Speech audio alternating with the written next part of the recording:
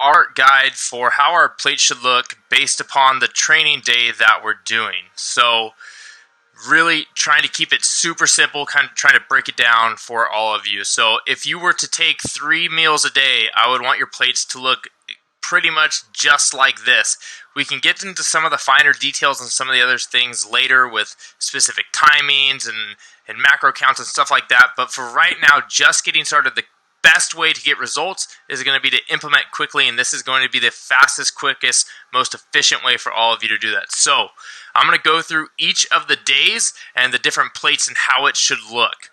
So we have our strength and hypertrophy days. So we're starting off with our carbs. So our carb sources are going to be coming from our vegetables, our starchy carbs, and our fruit. So if you can see, you're going to have about a third of your carbs coming from broccoli, cauliflower, mushroom, spinach, cabbage, things like that.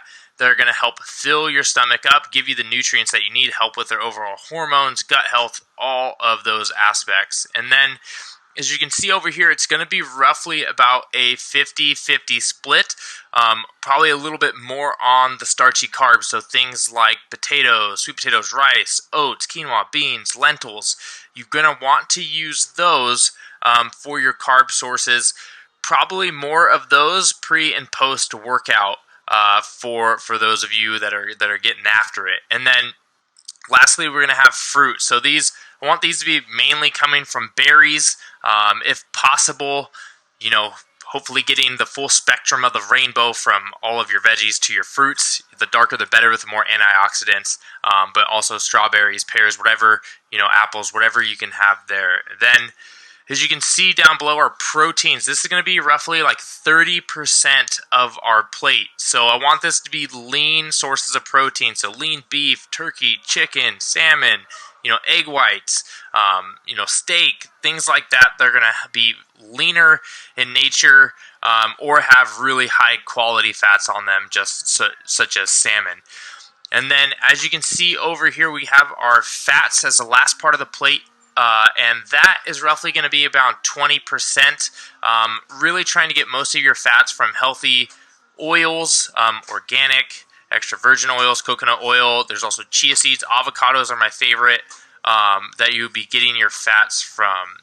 Then we're going to be moving on to our power and our Metcon days. So this first day, a lot of carbs here, about 50% of our carbs. It's going to be those carbs are going to be helping us replenish and build up our muscle, and they're also going to act as reserve energy stores for our power and our Metcon days as we start to bring the carbohydrates down a little bit. So you can see we open it up, the protein, a little bit more on these days, and we sandwich those carbs and those starchy carbs and those fruits away, and we bring the veggies up more. That's to help maintain the overall volume of food that you're going to be eating. Now, with the starchy carbs and the fruit, it's going to be about 60% starchy carbs, 40% of the fruit from that aspect, that sliver that you have there. Higher protein for this, still lean beef, things like that. I would say this is going to be about 35-40% of your plate. Over here we have about 40% of your plate. Then we have 15 to 20% of your plate coming from the fats for the power and the Metcon days. If you follow these plate suggestions and these breakdowns, you're going to get pretty close to your macros if we're following this. And then finally, we have our endurance and our rest days. So we are following a little bit of a carb cycling process because we're not actually using a whole lot of carbohydrates during these days. So rest mobility days, you're really not using a whole lot of carbohydrates because our heart rate isn't getting up that high. And then for our endurance type day, I want us to eat more fats. Those days are honestly the hardest, but I want to help teach our metabolism how to actually process and utilize the fats to get us better at having a flexible metabolism. So more on that later, but as you can see, we have about roughly 25%, maybe 20% vegetables, 5 to 10% just coming from fruit. There's no starchy carbs on this day. We ramp up the protein even more to probably 40-45%ish, and then our fats will be about 30-35%. Now, I don't have it, the fat's way up here because fats are more calorically dense. So if I had half your plates of fat, it would just be way over the calories. So this is actually going to get you close to the calorie goal that you've set for yourself once you do some like TDE calculations. We have all the links in there for you and everything. And then keeping it real simple, flavors, seasonings, keep it things that you like to eat that taste good. There's no restriction on flavor or seasonings except for sugar. I don't want you adding a bunch of sugar, a bunch of fat, a bunch of butter.